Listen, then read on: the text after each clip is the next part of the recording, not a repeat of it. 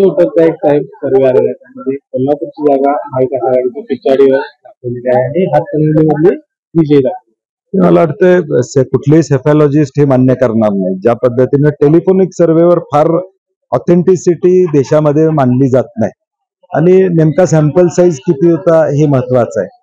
देशाचा सर्व्हे केला जातो त्यावेळी सॅम्पल साईज लहान असला तर मूड बघण्यासाठी संयुक्तिक ठरतात, परंतु ज्यावेळी एखाद्या लोकसभेचा सर्व्हे होतो त्यावेळी किमान 1% लोकांच्याकडून साधारणपणे मॅन टू मॅन सर्व्हे करणं अपेक्षित असणं तरच खऱ्या अर्थानं मॅन्डेट हा कळू शकतो.